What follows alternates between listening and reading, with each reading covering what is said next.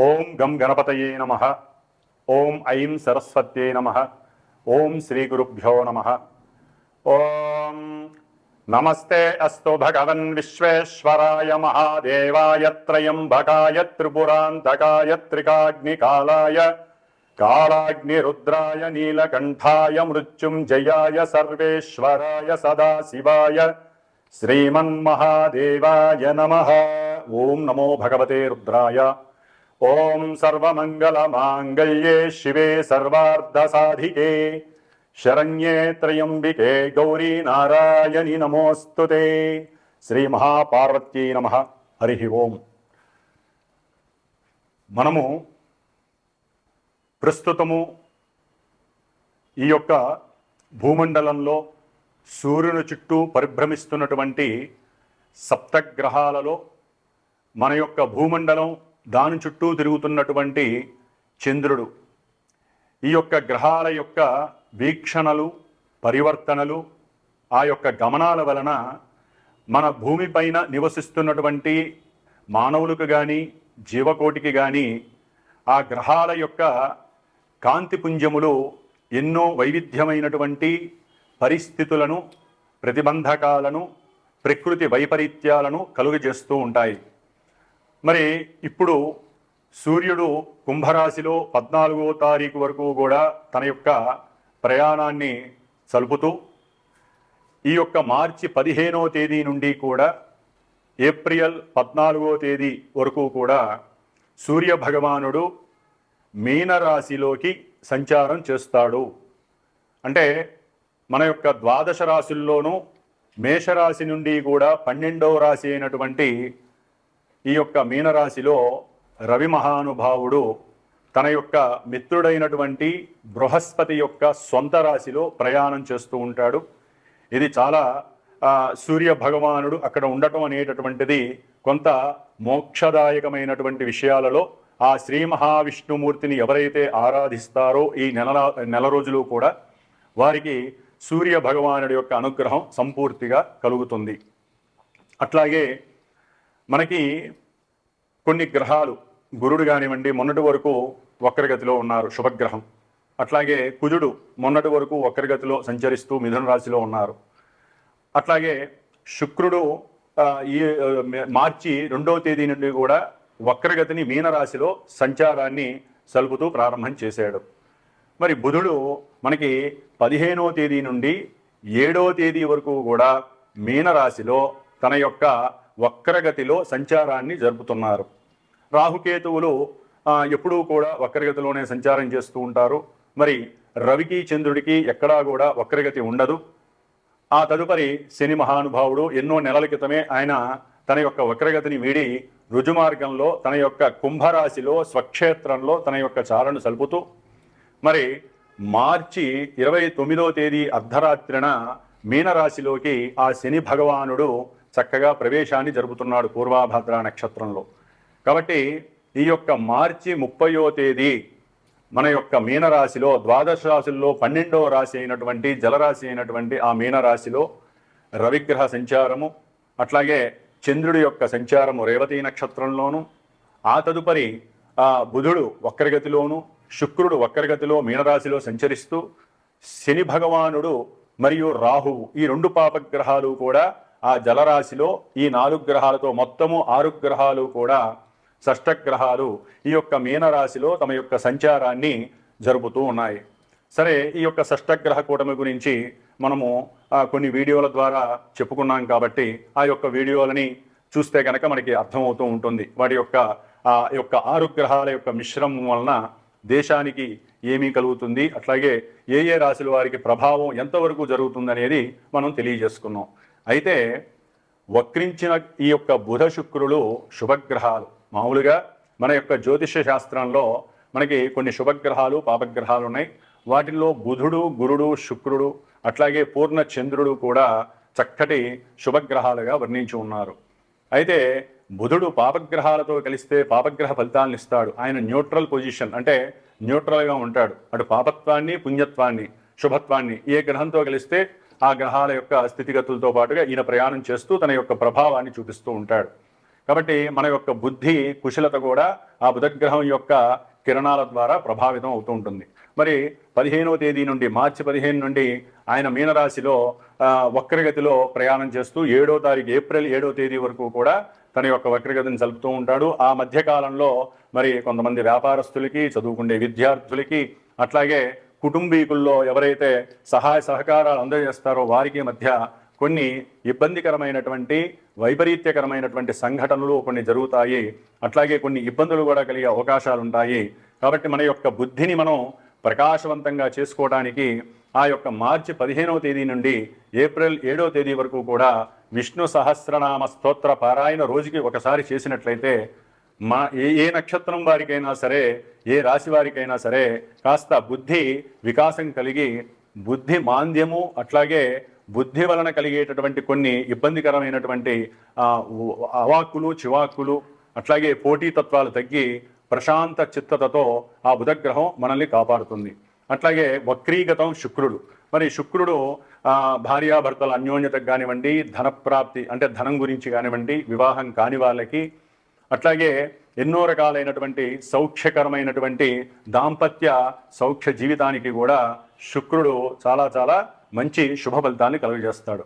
మరి ఆ శుక్రగ్రహం కూడా వక్రిస్తోంది.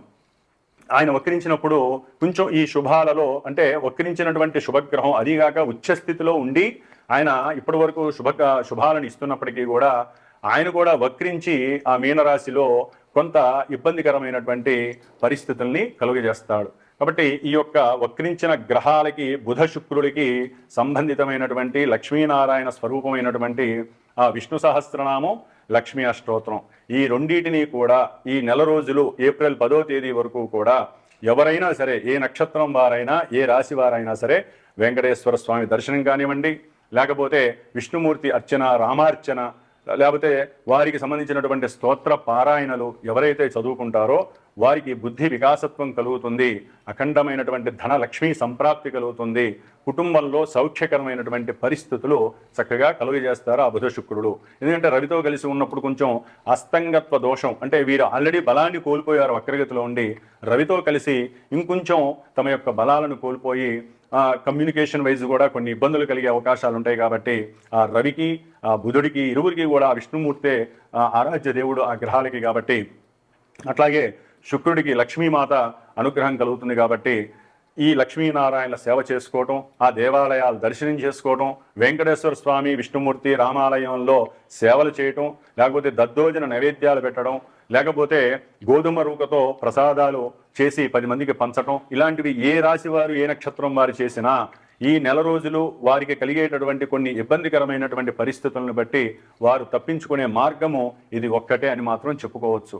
ఎందుకంటే మార్చి 30 నుండి కూడా మరి మళ్ళీ ఏప్రిల్ 14 వరకు కూడా ఈ సప్తగ్రహ కూటమి చాలా అంటే రవి శని రాహువులతో బుధ శుక్రుడు ఈ 5 గ్రహ కూటములు కూడా కొంత రాసుల వారికి, కొన్ని రాసుల వారికి ఇబ్బందికరమైనటువంటి పరిస్థితులను కలుగజేస్తాయి. కాబట్టి శని రాహువుల యొక్క మిశ్రమం అంత మంచిది కాదు. కాబట్టి దేశ ప్రకారం కూడా దేశాలలో కూడా ఎన్నో వైవిధ్యకరమైనటువంటి విపరీతమైనటువంటి సంఘటనలు కలిగే అవకాశాలు ఉంటాయి. ఎన్నో జల ప్రమాదాలు కలిగేటటువంటి పరిస్థితులు, అట్లాగే ముడి చమురు, ఈ యొక్క పెట్రోలియం శాఖకు సంబంధించినటువంటి విషయాలు కానివ్వండి, గనులు, బొగ్గురాళ్ళు, అట్లాగే సిమెంటు వ్యాపారాలకు సంబంధించిన వాళ్ళు, వస్త్ర వ్యాపారాలకు సంబంధించిన వాళ్ళు, అట్లాగే కలప, నార, అట్లాగే ఒత్తులు, పత్తి, ఇటువంటి పంట పొలాలకు సంబంధించినటువంటి వ్యవసాయదారులు కానివ్వండి కొంతవరకు తగు జాగ్రత్తలు తీసుకుంటూ సరైనటువంటి మందులు మోసపోకుండా ఆ కెమికల్స్కి సంబంధించిన ఔషధాలు వేస్తూ తమ యొక్క భూముల్ని కాపాడుకుంటూ ఉండటం చాలా విశేషప్రదం. కాబట్టి ప్రతి రాశి వారు కూడా ఈ యొక్క ఈ లక్ష్మీనారాయణల యొక్క అనుగ్రహం పొందడానికే ప్రయత్నం చేయండి. మరి ఈ యొక్క మీన సంక్రమణంలో రవి మహానుభావుడు, అట్లాగే కుజుడు, శుక్రుడు, బుధుడు, ఈ 4 గ్రహాలు కూడా కలుగు చేసేటటువంటి పరిస్థితులు ఏ విధంగా ఉంటాయి, మేషరాశి నుంచి మీనరాశి వారి వరకు మరి ఈ రాశి యొక్క ప్రభావాలు ఏ విధంగా మనల్ని అనుగ్రహిస్తాయి అనేటటువంటి విషయాన్ని మనం ఇప్పుడు తెలియజేసుకుందాం. తులారాశి వారికి మీనరాశిలో సూర్యుని యొక్క సంక్రమణం ద్వారా తులారాశి వారికి మిగతా గ్రహాల యొక్క సంచార రీత్యా కలిగేటటువంటి లాభ నష్టాలను గనక గమనించినట్లయితే తులారాశ్యాధిపతి అయినటువంటి శుక్రుడు 6వ స్థానంలో ఉండటం అంత మంచిది కాదు, అవయోగకరం. వీరికి ఆరోగ్యపరంగా అట్లాగే ఆకస్మికంగా ధన నష్టం కలిగేటటువంటి పరిస్థితి, అనుకోని అప్పులు చేసినందువలన అనుకోకుండా వీరికి అవమానాలు కలగటం, బంధుమిత్రాదులతో కొన్ని రకములైనటువంటి వాగ్వాదాలు సమస్యలు చెలరేగి అది కోర్టుల దాకా వెళ్ళటం, లేదా వీరి మధ్య కలిగినటువంటి వైరము ఒక స్థాయిని దాటి కొట్టుకొని దెబ్బలు తగిలి హాస్పిటల్స్కి వెళ్ళేటటువంటి పరిస్థితి తులారాశి వారికి. అట్లాగే తులారాశి వారికి పంచమంలో ఉన్నటువంటి శని 30వ తేదీ మార్చి 30వ తేదీ తర్వాత 6వ స్థానంలోకి వెళ్ళటం ద్వారా దూర ప్రాంతాలలో విదేశాలలో ఉన్నటువంటి కొంతమంది విద్యార్థులు కానివ్వండి, ఉద్యోగస్తులకు కానివ్వండి, వారు చేసేటటువంటి వృత్తి ఉద్యోగపరమైనటువంటి కార్యాలయందు సఫలీకృతం జరుగుతుంది, ఆకస్మికంగా ఉద్యోగ ప్రాప్తి కలుగుతుంది. ఎందుకంటే 6వ స్థానంలో ఉన్నటువంటి రాహువు అట్లాగే 6వ స్థానంలో ఉన్నటువంటి బుధుడు వీరిరువురు మరియు శని యొక్క రాకతో ఇంకా ఆ యొక్క స్థానం బలపడి వారు రాసి ఎవరైతే విద్యార్థులు వ్రాత పరీక్షలు రాస్తారో, ఎవరైతే ఉన్నతమైనటువంటి విద్యలకి కొత్త ప్రదేశాలకు వెళ్ళాలనుకుంటారో వారి రాసేటటువంటి ఓరల్ పరీక్షలు కానివ్వండి, రాసేటటువంటి పరీక్షల్లో విజయం సాధించడానికి ఇది అనుకూలమైనటువంటి సమయం. అన్నిటికన్నా ముఖ్యంగా తులారాశి వారికి మరి మీనంలో రవి ప్రవేశం చాలా చాలా అత్యంత యోగప్రదం. ఎందుకంటే లాభాధిపతి అయినటువంటి రవి ఈ తులారాశి వారికి చక్కటి ఆరోగ్య లాభాన్ని ఇస్తాడు. అప్పుల్ని తీర్చివేటేటటువంటి ఎవరైతే అంతకుముందు అప్పులు తీసుకుంటారో దేని గురించి అయినా సరే ఆ అప్పులు తీర్చేసేటటువంటి పరిస్థితి కలుగుతుంది. సంతానం గురించి వెయిట్ చేసేటటువంటి వారికి సంతానపరమైనటువంటి ఆనందకరమైనటువంటి విషయం లభిస్తుంది.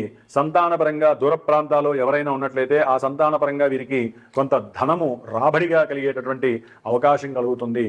అట్లాగే బంధువులతో లేదా తెలిసినటువంటి వారితో, గురువులతో, టీచర్స్తో, న్యాయమూర్తులతో ఏదైనా ఆర్థికపరమైనటువంటి ఫైనాన్స్ మ్యాటర్స్కి సంబంధించినటువంటి ఫైనాన్షియర్స్తో కానివ్వండి, బ్యాంకు ఉద్యోగస్తులతో కానివ్వండి, వీరు ఆకస్మికంగా ధన విషయార్థమై మాట్లాడుతూ అగ్రెసివ్నెస్తో ఉన్నట్టుండి గొడవ పడేటటువంటి పరిస్థితులు కూడా కలిగే అవకాశం ఉంటుంది. కాబట్టి సంఘంలో ఈ 3వ తారీఖు ఏప్రిల్ 3వ తారీఖు తర్వాత కుజుడు 9వ స్థానం నుంచి 10వ స్థానం నీచ స్థితిలోకి వచ్చినప్పుడు వీరు ఉద్యోగరీత్యా అక్కడే ఉండాలి అని చాలామంది అనుకుంటారు. కానీ వారికి అక్కడ సరైనటువంటి సాటిస్ఫాక్షన్గా ఉండేటటువంటి ధనము అవతల వ్యక్తులు ఎవరైతే ఉద్యోగాలు ఇస్తారో వారి నుంచి కలక్కపోయేసరికి వారు కొంత ఇబ్బందులకు గురయ్యి వారు అనుకున్నటువంటి కోరికలకి ఆ ధనం సరిపోక వారు కొంత మానసికంగా ఇబ్బందులు పడేటటువంటి పరిస్థితి, దాని ద్వారా వారు అక్కడి నుంచి కొత్త ప్రదేశాలకు వెళ్ళాలని కోరుకోవటం, అది కూడా విఫలం కావటం, వీటి ద్వారా వీరు కొంత మానసికంగా ఇబ్బందులు పడేటటువంటి పరిస్థితి కలుగుతుంది. అట్లాగే 6వ స్థానంలో ఉన్నటువంటి ఈ రవి బుధ రాహుల వలన ఈ ఉద్యోగస్తులకి చాలా చక్కటి అప్రయత్నంగా ధనలాభం కలిగే అవకాశం ఉంటుంది. ఉన్నతమైనటువంటి ఈ వైద్య విద్యార్థులకు కానివ్వండి, వైద్య ఉద్యోగులకు కానివ్వండి, వారు కనిపెట్టేటటువంటి కొత్త ఔషధాలతో వారికి కీర్తి ప్రతిష్టలు బయట ప్రపంచాలకు కూడా వెళ్ళి మంచి గుర్తింపు లభించేటటువంటి పరిస్థితి కూడా ఈ రవి మహానుభావుడు కలుగజేస్తున్నాడు. ముఖ్యంగా ముద్రణాలయాలు అట్లాగే వార్తాపత్రికలు ఎవరైతే ఈ యొక్క యూట్యూబర్సు లేకపోతే ఈ యొక్క మీడియేటర్సు, ఏజెన్సీసు, బ్రోకర్లు ఇట్లా ఏ రకంగా అయినా సరే వీరందరికీ కూడా కొంతవరకు ధనపరంగా లాభం కలుగుతుంది. వ్యవహారికంగా వీరికి గవర్నమెంట్ సంస్థల నుంచి కూడా కొంత గుర్తింపు లభిస్తుందనే చెప్పుకోవాలి. అయితే భార్యాభర్తల మధ్య అసౌకర్యవంతమైనటువంటి పరిస్థితులు అయితే కనబడుతున్నాయి. కాబట్టి వీరు శుక్రుడు ఉచ్చస్థితిని పొంది వక్రీగమన స్థితిలో 6వ స్థానంలో ఉండటం ద్వారా వీరికి కొంత ఆగమ్య గోచరంగా ఉంటుంది. భార్యాభర్తల మధ్య కొంత సుముఖత ఉండదు, శారీరక సౌఖ్యం దెబ్బతింటుంది. అట్లాగే వీరికి ఉన్నటువంటి కొన్ని ఆర్థికపరమైనటువంటి సమస్యల వలన కూడా బంధువులలో చిన్న చూపు కలగటం, వీరు ఆత్మన్యూనతా భావాన్ని కలిగి ఉండటం ద్వారా కొంత ఎంతో ఉత్సాహంగా ఉల్లాసంగా ఉండాల్సినటువంటి వీరి యొక్క శారీరక మానసిక స్థితి కొంతవరకు డల్నెస్ వైపుకి వెళ్ళి వీరు కొంత ఆర్థికంగా నష్టపోయేటటువంటి పరిస్థితులు, ముఖ్యంగా ఎవరైనా అడిగారు కదా అని చెప్పి ఈ తులారాశి వారు ధన్మని అప్పు చేసైనా సరే వారికి ఇవ్వటం మానుకోండి, లేదా అధికమైనటువంటి ధనాలాభం వస్తుంది అని చెప్పి మాత్రం ఆ అప్పులు ఇవ్వటం మానేసేయండి. ఉన్నటువంటి అప్పులు తీర్చుకోవడానికి ఇది ఒక సరైన సమయంగా భావించండి. కంపల్సరీ తెలిసిన వ్యక్తుల ద్వారా కానీ, లేకపోతే మీరైనా సరే ఉద్యోగ లాభసిద్ధి ద్వారా కానీ అప్పులు తీర్చుకునే మార్గం సుగమం అవుతోంది అని మనం భావించవచ్చు. కాబట్టి ఈ యొక్క తులారాశి వారికి చాలా వరకు గ్రహస్థితి అనుకూలంగా ఉందనే చెప్పుకోవాలి. కుజగ్రహ నీచస్థిత దశమగా భావంలో ఉండటం ద్వారా ఈ గృహ సంబంధిత విషయాలలో అన్నాదమ్ముల మధ్య వారి యొక్క భార్యాభర్తలు, అంటే ఎవరైతే అన్నాదమ్ముల యొక్క భార్యలు ఉంటారో వారికి కానివ్వండి, మీ యొక్క కుటుంబంలో కానివ్వండి, మీ భార్యతో కొంత అప్రస్తుతమైనటువంటి విషయాల యందు కొంత గొడవలు వచ్చే అవకాశం ఉంటుంది. కాబట్టి కొంతవరకు జాగ్రత్త వహించి ఆచితూచి మాట్లాడటం ద్వారా, అట్లాగే సంతానపరమైనటువంటి విషయాల్లో కూడా కొంత లాభార్జన కలగడానికి అవకాశం ఉంటుంది. ఏదేమైనప్పటికీ కూడా వీరు గురుగ్రహానికి కుజగ్రహానికి కాస్త దానం చేయటం, లేదా తులారాశి వారు గురుగ్రహ పాశుపత హోమం కానివ్వండి, లేదా కుజగ్రహానికి సంబంధించినటువంటి సుబ్రహ్మణ్యేశ్వర అష్టోత్తరాన్ని నిత్యము పారాయణ చేసుకోవడం ద్వారా కొంతవరకు వెసులుబాటు ఉంటుంది. ఎందుకంటే ఈ యొక్క తులారాశి వారికి 12వ స్థానంలో కేతు ఉండటం ద్వారా అర్థమయ్యి అర్థం కాని పరిస్థితుల్లో వీరికి పరిస్థితులు గోచరిస్తూ ఉంటాయి. ముఖ్యంగా ఉద్యోగ విషయంలో వీరు కొన్ని అనుకోని ఇబ్బందులు కలిగే అవకాశం ఉంటుంది. గట్టిగా శ్రమించి స్వయం కృషితో గనక మీ యొక్క బుద్ధి వికాసాన్ని జ్ఞానంతో జోడించి ముందుకు వెళితే గనక చక్కటి ప్రతిభావంతులై ఉన్నత ఉద్యోగ ప్రాప్తి కలుగుతుంది అని చెప్పవచ్చు. తులారాశి వారికి చక్కగా ఉంది, భయపడాల్సిన అవసరం లేదు. ఓం శ్రీమాత్రే నమః.